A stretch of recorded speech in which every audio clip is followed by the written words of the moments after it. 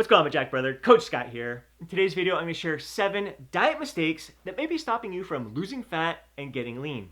Mistake number 1 is that you're not paying attention to your body's feedback and you're stubbornly sticking with a plan that may not be serving you well. For example, you may have run your calorie calculations that say if you want to lose 2 pounds per week, you should consume 2,400 calories per day. You consume that consistently day after day for 2, 3, 4 weeks, and you notice that you're only losing half a pound each week. That's a sign that 2,400 calories is too much for you to consume, and you need to maybe reduce it, try 2,000 calories, see how your body responds from there. And you need to understand that these calorie calculators are just estimates. They're just meant to give you a starting point, and it's really important for you to again, stick with that consistently like you were, but pay attention to your body's feedback and make the necessary adjustments. It's also important to understand that the calories, that the foods that you are logging, there are flaws in that as well. So there you could be your own user error. Maybe you're not even weighing your food or measuring your food. You're just kind of taking your best estimation there. Maybe the food that's been entered into the database of the app that you're using has been entered incorrectly, and food labels have been known to be wrong as well. So there's a lot of inaccuracies in there. So if you reduce your calories to 2,000 calories per day, don't think that you are actually consuming 2,000 calories today. It could be off from that. It's just, again, you're just giving yourself the best estimate in order to achieve the goals that you want. And consistency is absolutely the key.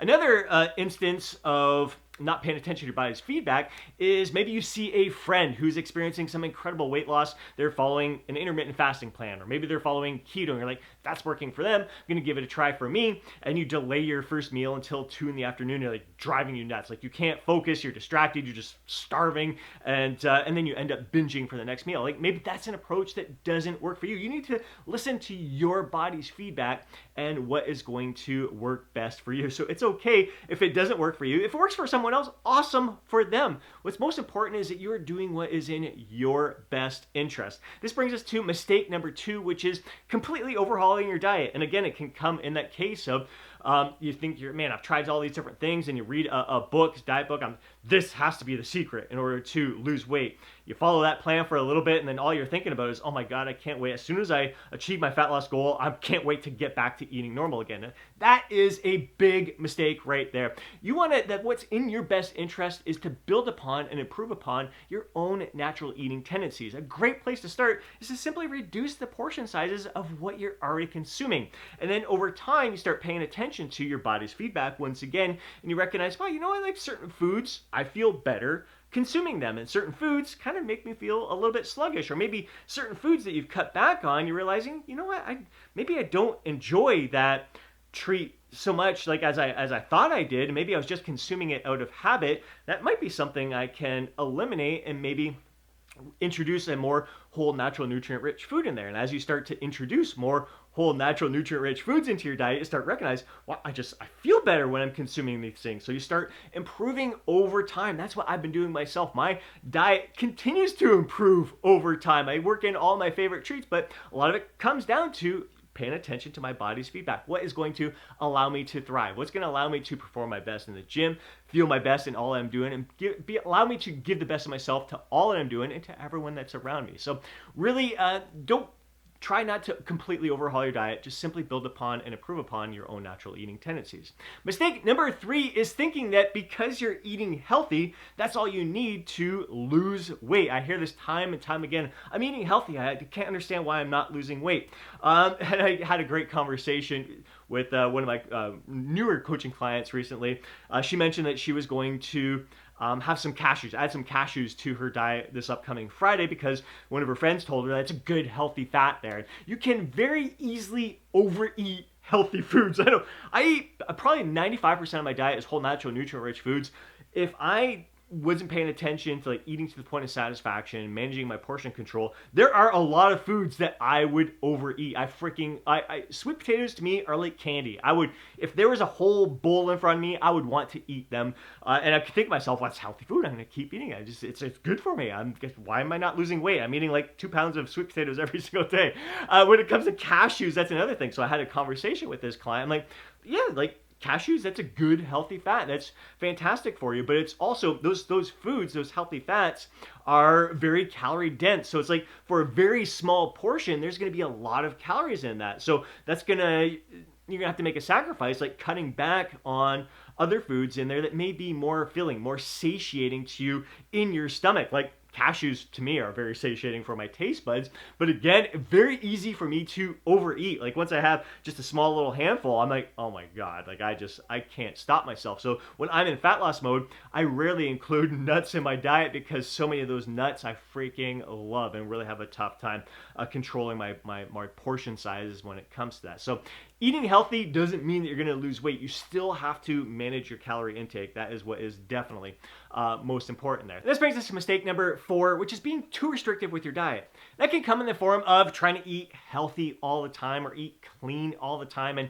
completely eliminate any processed foods from your diet. And you may feel good for a little while, but then when you're faced with a social event where there is a spread of some of your favorite treats and you're thinking to yourself, no, this is the new me is eating healthy and clean all the time. I don't want to have any processed foods. Then you get this social pressure from others. Come on, just have one. You love this stuff. Why not just have one? Then you're all right, I'll have one. And you had that one taste and then you lose your shit. You just can't control yourself. You can't stop yourself. And you end up overeating and feeling like crap that night and the next day. Another form of being too restrictive with your diet is setting your calorie intake too low, trying to eat too little. You are motivated by what you're seeing on the scale. After a few days, your weight is dropping like crazy. But after 4 or 5, maybe even 6 days of being too restrictive, you're starving, you're ravenous. And then once you start eating, you just can't control yourself. And it doesn't really take many days of being too restrictive with your diet to have that ravenous feeling. I was just having a conversation with one of my coaching clients, Kevin, the other day,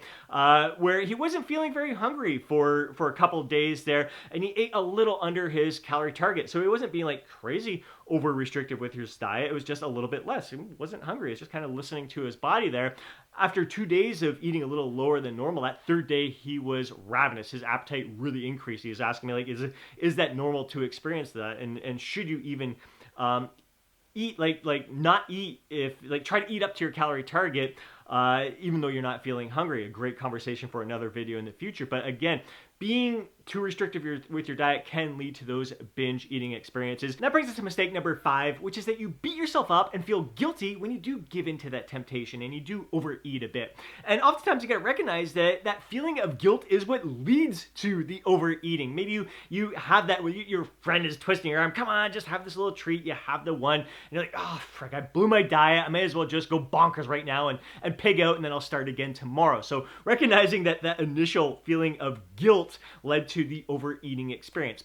First thing you need to do when you do overeat is recognize that it happens to the best of us. There are so many freaking temptations out there. Food companies are manufacturing foods in a way that causes us to crave them and really makes it difficult for us to stop eating once we eat them. And again, the social pressures and again, emotional eating is stuff that I've talked about in recent videos there. There's so many different factors come into play that can cause us to overeat or give into these temptations. The first thing that you need to do is recognize it happens to all of us and forgive yourself. For myself personally, I get excited when I experience some sort of setback like that, some sort of challenge where I do give into that temptation and I do overeat a bit. I'm like, what can I learn from this experience? How can I handle this situation better the next time? Because that's really what it's all about. Like, I still give in to temptations from time to time, but I've noticed over time, over even the past 5 years, like the instances where I do overeat a little bit or I do give in to foods, temptations that I didn't really plan on giving into, they're few and far between. They happen less and less because I learn more and more from each experience. We're never going to be perfect. It's not about perfection here. It's just about learning and growing through the journey. So the best thing you do, forgive yourself and learn from that experience. This brings us to mistake number 6, which is you're really good during the week, but then you'll lose it on the weekends. I was recently having a conversation. I mean, this is very common. It happens to a lot of people, but having a conversation with a potential, someone who's following, just a subscriber of the channel recently, and mentioned like, man, I'm eating like 1,600, 1,700 calories a day. I don't understand why I'm not losing any weight. So I asked him, like, are you consistent with this all the time? Yeah, I just consistent all the time. Then I find out that he mentions that, oh yeah, on the weekends I do, there's times like I binge on the weekends. I'm like, well, okay, well, you're not consistent. And part of the problem may be that, like we were talking about earlier, calories are too low during the week, that you are going to lose your shit on the weekends there. So you really, again, it's this heightened sense awareness. It's paying attention to your body's feedback. It's following a structure that's going to suit you best. So how can you design your lifestyle in a way that's going to allow you to enjoy the weekends and still hit your calorie target consistently, not just for the day, but for the week overall? I like to take a big picture approach when it comes to my calories. If my calorie target is 2,000 calories for the day, I set it for 14,000 calories for the week. So if I do go a little bit over some days, I can make up for it during the week. But you don't want to have these, set yourself up for these binge experiences and then be really restrictive out there. You want to try to be as consistent as possible throughout the week. So again, the thing where it makes it easy to stick with our diet during the week and people lose their shit on the weekend, some habit, routine. The routine is the big thing. That's easy. You're at work oftentimes, and you have certain meals that you bring with you, so it's kind of structured in place. So structure, that brings us to mistake number 7, which is not having structure in your diet. So you may have some sort of structure during the week, but you don't have the structure on the weekends. You want to keep structure in place 7 days a week, but also have that kind of flexibility. Again, when it comes to the guilt and beating yourself up, you want to give yourself permission to be flexible with your diet. It's okay.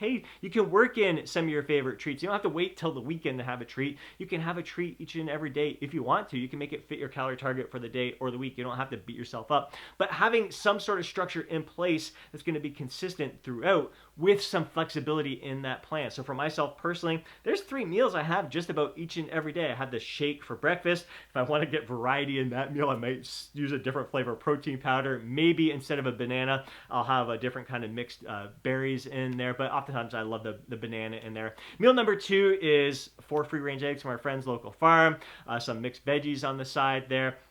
And in the bowl, I have 2/3 cup oats and some frozen mixed berries. Trying to work in a little variety there. So instead of scrambled eggs, I may have them sunny side up. I may make an omelet there. So it's always going to be omelet and veggies, some sort of meal there like that includes those in there.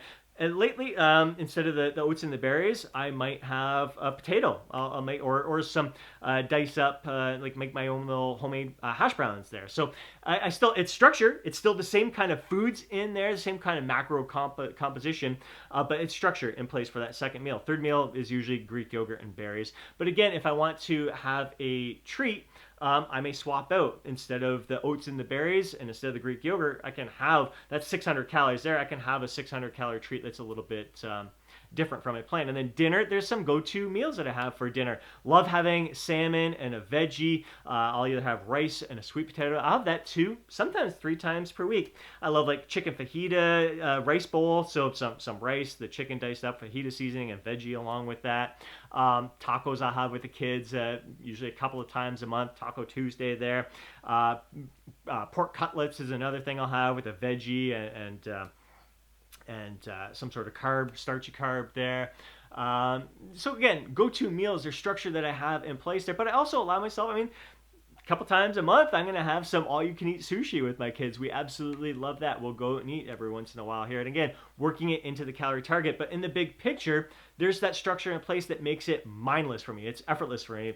So if I'm like, rather than just randomly grabbing at foods throughout the day, what am I going to eat now? What am I going to eat now? Like if I'm in a jam, it's automatically in my head, this time of day, Greek yogurt and berries. It's just automatic for me. It's mindless for me. Even if I'm thinking I want to get variety in my meal, if I don't have time, it's like my go-to meals. It's my go-to meals. I don't want to think about trying to prepare anything or look up a new recipe. It's like go to my go-to meals that are whole, natural, nutrient-rich foods that hit my calorie target for the day. So having structure makes it mindless, makes it a little bit more effortless for you. And again, keeping that structure not just during the week, but on the weekends as well. So those are 7 diet mistakes that may be stopping you from losing fat and getting lean. I'd love to hear which ones resonated most with you, which ones you are guilty of making. So drop a comment down below. I'd love to hear your thoughts, your insights, your feedback, and your own personal experiences. If you enjoyed today's video, please do me a favor and smash that thumbs up button. I'd really appreciate it. If you want to see more videos like this, be sure to subscribe to the channel. Hit that alert button so you're notified each time I upload a video. And if you know a fellow bro who would benefit from watching today's video, please do him a favor and share it with him. And before you go, don't forget to download your free guide, Lose Fat, Get Jacked. Have yourself an amazing day. Catch you in the next video.